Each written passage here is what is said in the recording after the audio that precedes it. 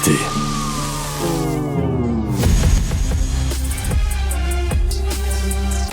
Alors aujourd'hui, dans sa chronique du Journal de Montréal, Sophie Durocher parle du cas de Maxime Tremblay-Godette. Alors Maxime Tremblay-Godette, il fait un bac en études littéraires à l'UQAM. Il s'est inscrit au cours littérature contemporaine des femmes, quand même.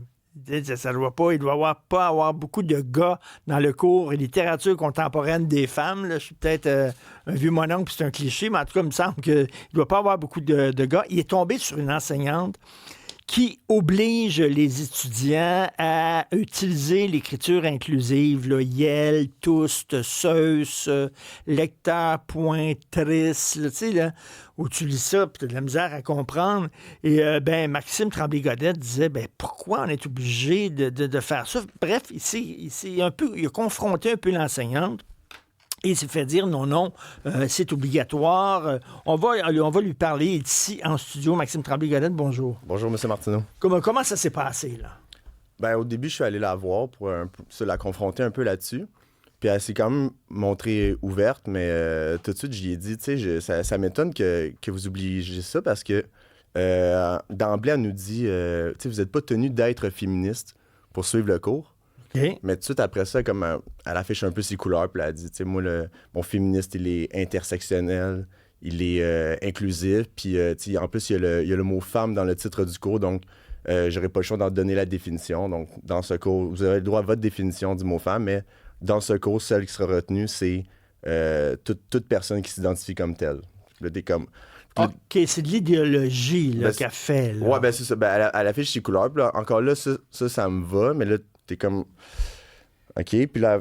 Elle a remis un guide d'écriture inclusive à respecter, puis là-dedans, c'est écrit « Il faut enrayer certains traits patriarcaux, hétéronormatifs de la langue française, la domination du genre grammatical masculin, blablabla. » OK, la grosse idéologie, là, mais et là, vous dites quoi, moi? Mais c'est un peu si vous n'êtes pas avec nous, vous êtes contre nous. Fait que moi, j'ai dit, tu sais, utiliser cette langue inclusive-là, c'est adhérer, c'est que tu montres de par ton langage que tu adhères à cette idéologie-là. Puis elle, ce qu'elle m'a répondu quand j'ai dit ça, elle m'a dit, ouais, mais ne pas l'utiliser, c'est aussi prendre position politiquement. Puis j'ai dit, non, c'est juste parler un français qui est normé. Ben oui. C'est ça. Mais pour elle, c'est ça. C'est si tu l'utilises pas, t'es contre nous, donc tu utilises un genre de français qui est misogyne selon eux. Donc par la seule forme de ton langage, avant même d'avoir énoncé une idée, t'es déjà un peu dans l'immoralité selon eux. Et Maxime, pourquoi tu disais, toi, c'est parce que si vous êtes en bac de littérature, c'est que vous aimez la langue française, c'est ça? Absolument. D'autant plus que j'ai fait une concentration en grammaire du français. Puis c'est un peu ça qui est absurde, c'est que le matin, je suivais un cours de grammaire avancée. Puis dans l'après-midi, on me disait « Ouais, mais ce que tu as appris dans ton cours du matin, c'est un genre de français immoral. » Nous autres, on a une version alternative qui est connectée à nos principes genre néo-féministes. Puis si tu t'adhères pas, tu vas en faire les frais. On va t'enlever des points dans tes évaluations pour la qualité du français. Mais là, c'est quoi? Chaque professeur pour arriver avec sa version du français selon son idéologie, quoi? Un peu, c'est ça. Fait que, à un moment donné, le français, c'est le français. Oui, c'est ça. C'est que si chaque professeur a sa propre version alternative du français, je comprends pas comment les étudiants vont s'y retrouver. Puis je me demande aussi s'il y avait un autre professeur qui arrivait puis dit, tu sais, un espèce de traditionnaliste ou super conservateur qui disait, moi, le mot clé, je l'écris CLEF, puis si vous l'écrivez CLE accent aigu, je vous mets une faute, tu sais. Qui aurait des genres de... Parce que c'est ça, cette enseignante-là, si les étudiants n'utilisent pas l'écriture inclusive, ils ont des fautes, là. Oui, c'est ça. Puis, en fait, ils perdent des points. Ils perdent des points pour la qualité du français. Pour la qualité du français? Oui, c'est ça qui est absurde. Alors que vous voulez vous respecter le vrai français tel qu'il est, mais dans ce cours-là, le français change. C'est un français inclusif. OK. Vous êtes obstiné avec l'enseignante, elle veut rien savoir. Ouais. Est-ce que vous avez essayé de monter plus haut puis parler aux gens de l'UQAM? J'ai fait une plainte. Puis je pensais que ça allait se rendre pour la politique. Ils appellent ça la politique 50. Ça veut dire que vu que c'est une université du Québec qui est francophone, les cours doivent être donnés en français. Le français, c'est quelque chose de défini. Il y a une autorité pour ça, c'est le QLF. Donc, c'est pas quelque chose qui est abstrait. Puis là, je me suis dit, là, elle déroge, si on veut, des règles du français. Donc, ils devraient comme resserrer ça un peu. Puis, ils ont juste rejeté ma plainte tout de suite, mais ils m'ont dit, ouais, on va relayer, si tu veux, ta plainte on a un nouveau comité, c'est un comité EDI, Équité, Diversité, Inclusion. Vu que tu as l'air de subir une genre de situation d'inclusion, justement, par rapport à ce que je disais, que par la seule forme de ton langage, tu vas faire exclure de la gang. Puis comme vous le disiez tantôt, c'est une classe d'environ 70 étudiants. Je sais pas si on était 5 garçons là-dedans. Ben oui. C'est un peu intimidant aussi. Puis déjà, moi, de mon profil, t'es un homme blanc, hétérosexuel. Ça se voit un peu que je m'entraîne, tout ça. Déjà, je suis suspect dans les lieux, là.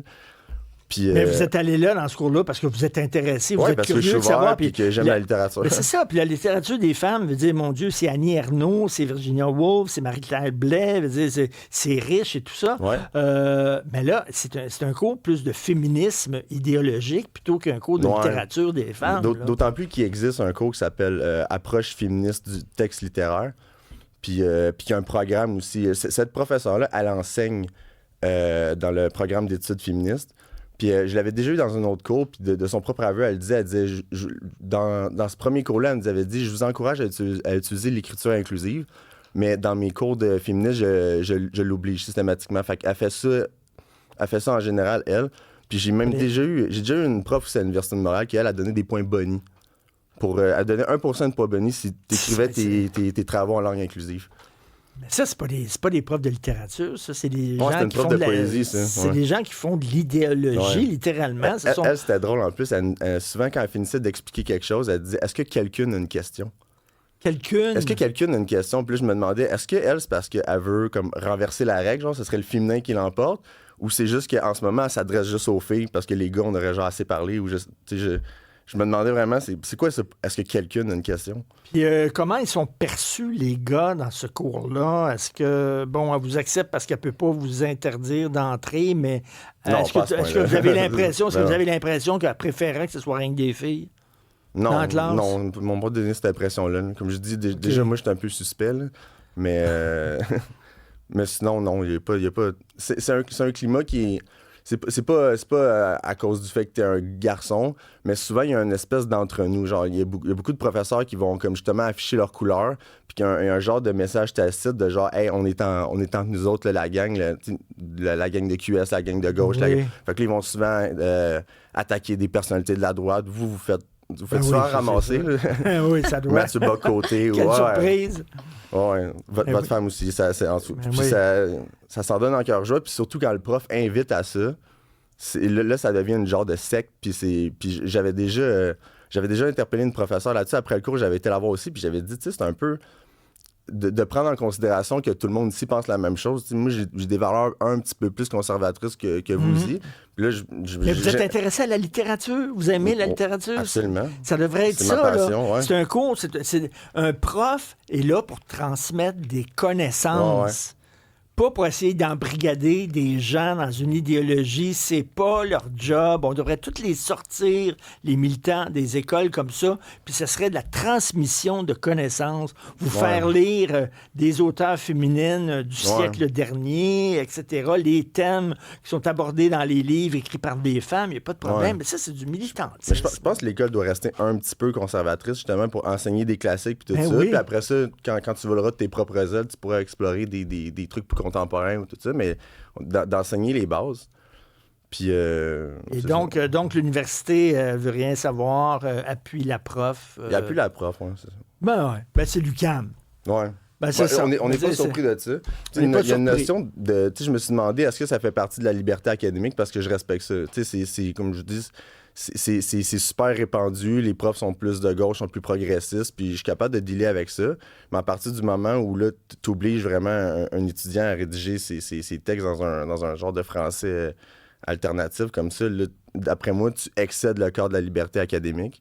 Puis l'université aurait dû tout de suite réagir puis dire non, ça, vous venez de dépasser les bornes, ça fonctionne pas.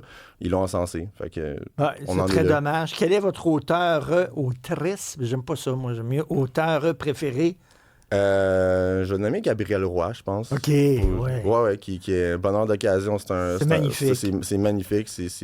Moi, je suis un fan de Balzac et de la littérature réaliste. C'est comme de la littérature réaliste, mais appliquée au Québec. Ouais. T'as des notions d'histoire du Québec, tout ça, mais t'as le style réaliste, là, c'est tellement bon. Comme Zola, là. Ouais, Exactement. Ouais, Zola, c'est un de mes préfs aussi.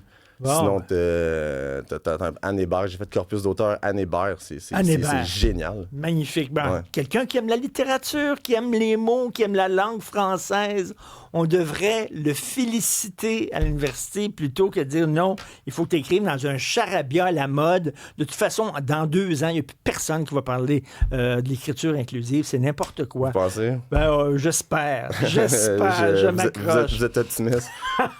Merci, Maxime Tremblay-Godet. Sophie me dit que vous aimeriez peut-être éventuellement travailler dans le milieu des médias. En tout cas, je vous souhaite bonne chance. Je viens de terminer mon bac, fait que je sais les réécrire. On va voir qu'est-ce qu'on peut faire avec ça. Bravo pour votre courage. Merci beaucoup. Puis continuez de lire. Merci. Merci à vous. Bonjour.